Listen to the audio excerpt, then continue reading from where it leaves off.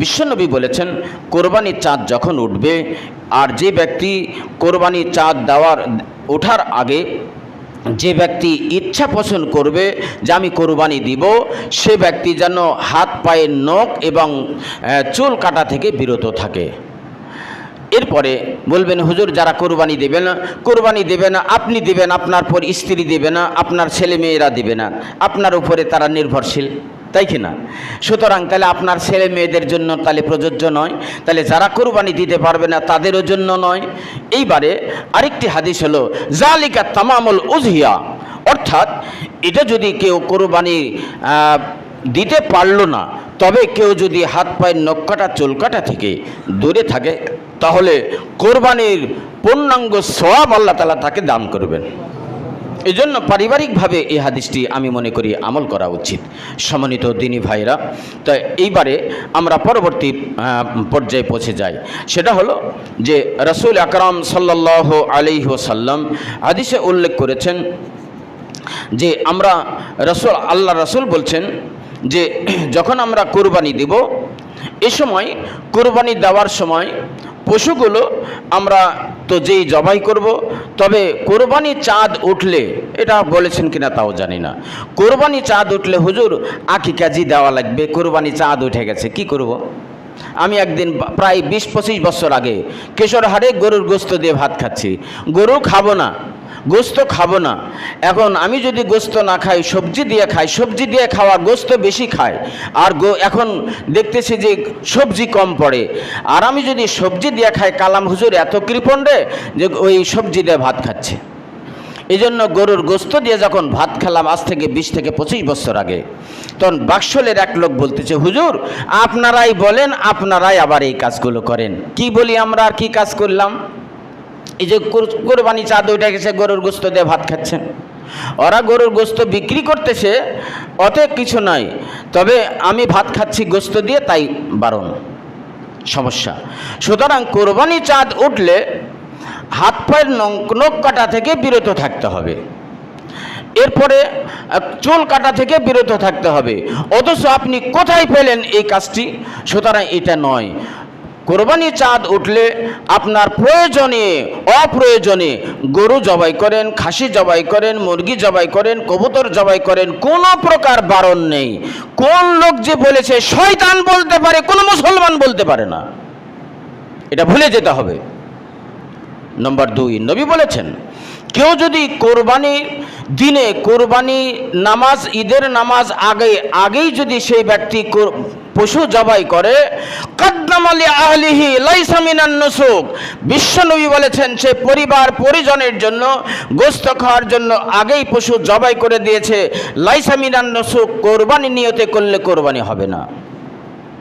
তাহলে কোরবানির দিনে যদি পশু জবাই করে গোশত খাওয়া হয়, তাহলে আগে হবে না কেন? এরপরে অনেক ভাইয়েরা বলে থাকেন, এটা বলেছে কিনা তাও জানি না, যে কুরবানির 1 ভাগা আর আকিকার 1 ভাগা, এটা দেওয়া যাবে কিনা, এটা বৈধতা নাই। বড় বড় আমাদের চাইতে, আমরা তো আলেম বলে সেমন গণ্যই নয়, আমরা তাদের কাছে কিছুই না, কিন্তু তারপরেও আমি বলি, আমরা তো হালকা কিছু হলেও তাহাকিক করি। সুতরাং 1 ভাগ কোরবানি, 1 ভাগ যদি আকিকা দেওয়া হয়, বৈধতা আছে, নেভার। কারণ হলো কুরবানি পশু জবাইয়ের জন্য গরু, উট, মহিষ, ভেড়া, দম্বা, ছাগল 6 প্রকার, 6 দুগুণ 12 প্রকার পশুগুলো জবাই করা যায়। আর ছাগলের ক্ষেত্রে, আকিকার ক্ষেত্রে শুধুমাত্র ছাগল। সুতরাং ছাগল পশু জবাই করবেন, কোরবানির গরুর মধ্যে 1 ভাগ দিচ্ছেন কোরবানি, 1 ভাগ দিচ্ছেন আকিকা। ওইটা মানুষের কাল্পনিক, ওই আলেমের কথা হতে পারে, হাদিস কোরআনের রেফারেন্স নেই। আমি আপনাদের অনুরোধ জানাবো এই বিষয়টি। সম্মানিত দিনী ভাইরা, প্রসঙ্গক্রমে আর একটু বলতে চাই। আচ্ছা, 2-5 মিনিট যদি লেট হয়ে যায় অসুবিধা হবে আপনাদের? হ্যাঁ, আচ্ছা। তবে আমি মনে করছিলাম আমাদের এখানে কেশরহাটে আমি প্রায় 9 বছর থেকে খুতবা দেই, তবে ওখানে 22 থেকে 24 মিনিটে খুতবা দিই, আর 1টা 5-এ, ছোটো দিনে 1টাই, আর বড় দিনে 1টা 5-এ 7-এ, এইভাবে নামাজ শুরু হয়। তো যাই হোক, এখানে একটু ব্যতিক্রম দেখলাম। তো যাই হোক, সম্মানিত দিনী ভাইরা, আরেকটি হলো যে কোরবানি আপনি দিবেন, আল্লাহ রাসূল বলেছেন কোরবানি গরিব দুঃখীদেরকে আপনি দিবেন, তবে কোরবানি যে জবাই করে সহযোগিতা করলো কোনো কসাইকে আপনি গোস্ত দিবেন, এই বিনিময়ে আল্লাহ রাসূল বলছেন ওয়ালা তো ওতে জাজ্জিরাতা, তো জাজ্জিরাত মানে কসাইকে দেওয়া যাবে না, যে কাজ করলো তার বিনিময় দিতে পারবেন না, গরিব হিসাবে দিতে পারবেন, বিনিময় দিতে পারবেন না। কোরবানি গোস্ত যেমন বিক্রি করা হারাম, এর বিনিময়ে দেওয়াও তেমন হারাম, সুতরাং বিনিময় দেওয়া যাবে না। টাকা দেন, আপনি তাকে টাকা দেন, তবে গরিব হিসাবে তাকে আপনি এমনি গোস্ত দেন, কাজ করেছে এই নিয়তে নয়। সম্মানিত দিনী ভাইরা, আমি এই কথাগুলো বলবো। দ্বিতীয়ত হলো আরাফার ময়দান কয়েকদিন পরে সংগঠিত হবে, এটা মাসনুল আমাদের আমলের জন্য বলছি। আরাফার ময়দানে আমরা তাকবীরগুলো কখন পড়ব হুজুর?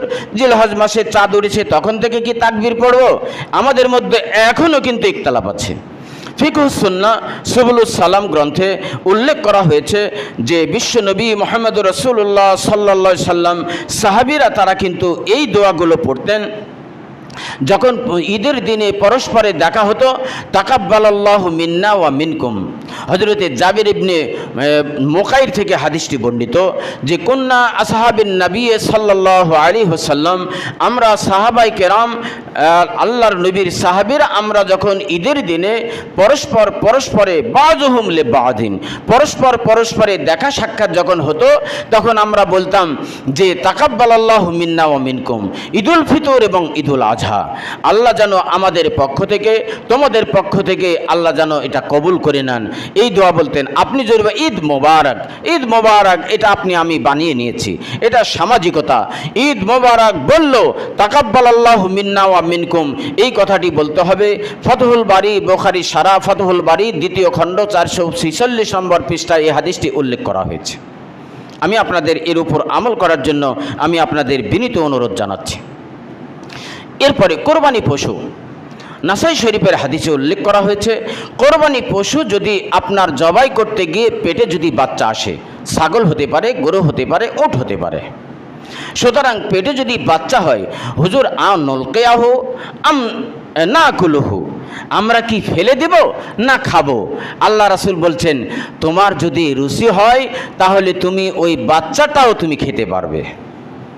সুতরাং কোরবানি হলো না। আমাদের সময় আমরা যখন ছাত্র প্রাইমারিতে পড়ি তখন আমাদের এক গ্রামের লোক, ওই গ্রামের লোকে কিনে নিয়েছে, গ্রামের লোক বিক্রেতা জবাই করে দেখছে বাচ্চা, গরু জবাই, গরু গোস্ত রেখে বলতেছে টাকা দে, টাকা ফেল, গোস্ত হবে না, তোর পেটে বাচ্চা আছে তুই বিক্রি করলি কেন, নানান রকম কথা। সুতরাং পেটে বাচ্চা হলো কুরবানি পশু, জবাই হয়ে যাবে, এটা আপনার না জানতে, আর যে লোকটা জানে সেও হয়তোবা না জানতে, অথবা ওই লোক ধোঁকা করে আপনাকে দিয়েছে, ধোঁকাবাজি করে কোরবানি পশু আপনার জবাই হয়ে যাবে। সম্মানিত দিনী ভাইরা, আরাফার ময়দানে তাকবীরগুলো পাঠ করব। মিনিয়মিল আরাফা মিনা সুবহে ইলা আখির মিনা, আল্লাহর নবী বলেছেন সুবুলুস সালামে উল্লেখ আছে আরাফার ময়দানে অর্থাৎ আগামী বৃহস্পতিবারের দিন ফজর থেকে শুরু করে আখিরে মিনা, সৌদি আরবে 13 তারিখ, বাংলাদেশের জন্য 12 তারিখ, সৌদি আরবের মিনা হচ্ছে, আরাফা হচ্ছে 9 তারিখ, বাংলাদেশের বৃহস্পতিবার হচ্ছে 8 তারিখ, তাই কিনা? সুতরাং 8 তারিখ বনাম আরাফার ময়দান সৌদি আরবে 9 তারিখ ফজর থেকে শুরু করে 13 তারিখ আসর পর্যন্ত এই কয়েক ওয়াক্ত সালাতে, প্রত্যেকটি সালাতের পরপর আল্লাহু আকবার লা ইলাহা ইল্লাল্লাহু আল্লাহু আকবার ওয়ালিল্লাহিল হামদ, এই তাকবীরগুলো পড়তে হবে 5 ওয়াক্ত নামাজে। যেহেতু পড়া অভ্যাস নাই, শুধুমাত্র বছরে এই 2-3 দিন 4 দিনই লাগে, এই জন্য কোনো মুসাল্লির যদি না ইমামের পড়তে ভুলে গেছে, মুসাল্লিদের যদি স্মরণ থাকে তাহলে আপনি অন্তত পক্ষে বলবেন আল্লাহু আকবার, তখন লোকেরা খেয়াল করবে ওহো তাকবীর তো পড়া লাগবে, এটা আপনারা প্রয়োজন হলে খেয়াল করে দিবেন, এতে আপনারা নেকিও পাবেন। সম্মানিত দিনী ভাইরা, তাকবীরের ব্যাপারে এই কথাগুলো আমরা বললাম, কোরবানির ব্যাপারে এই কথাগুলো বললাম। পশু যখন জবাই করবেন, ইন্না সলাতি ও নসুকি অনেকগুলো আছে, আমরা 7 জনে 7 ভাগে কোরবানি দিলাম, হুজুর আমরা 7 জনের নামগুলো পড়েন, যেই দিন কিনেছেন সেই দিনের নিয়ত আপনার ওটা কবুল হয়ে গেছে। সুতরাং আপনি নিয়তের পরিশুদ্ধতা অন্তরে রেখেই করবেন। আল্লাহুম্মা তাকাব্বাল মিনহুম, বাস হয়ে গেল। ছাগল কোরবানি নিজের কোরবানি নিজে করা ভালো। বিসমিল্লাহি আল্লাহু আকবার, ইন্নী ওয়াজ্জাহাতু, এটা এতগুলো না বলে আল্লাহুম্মা তাকাব্বাল মিন্নি ওয়া মিন আহলি বাইতি, বিসমিল্লাহি আল্লাহু আকবার, আল্লাহ আমার পক্ষ থেকে, আমার পরিবার পরিজনের পক্ষ থেকে এই পশুটি তুমি গ্রহণ করো, বিসমিল্লাহি আল্লাহু আকবার। এই তাসবিহ বলে এই দোয়া পড়ে আপনি পশু জবাই করবেন। এখন বলবেন, এখন কলিমুদ্দিনকে আপনি বলছেন, ভাই আমি রক্ত দেখতে পারি না, তুমি একটু জবাই করে দাও তো, তুমি একটু খতিব মানুষ, আলেম ঢাপা মানুষ, তুমি একটু জবাই করে দাও। এখন ওই আলেম কিন্তু গ্রামারের মারপিস জানে না। এই জন্য কালাম হুজুর বলে গেছে, খুতবাতে আলেম ওলামাদের কাছ থেকে শুনেছি। সুতরাং আল্লাহুম্মা তাকাব্বাল মিন্নি ওয়া মিন আহলি বাইতি, বিসমিল্লাহি আল্লাহু আকবার চালিয়ে দিল।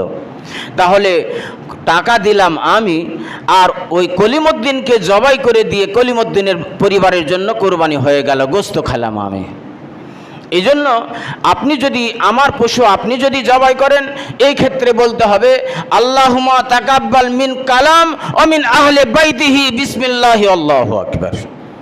আল্লাহুম্মা তাকাব্বাল মিন যায়েদ ওয়া মিন আহলি বাইতিহি, বিসমিল্লাহি আল্লাহু আকবার।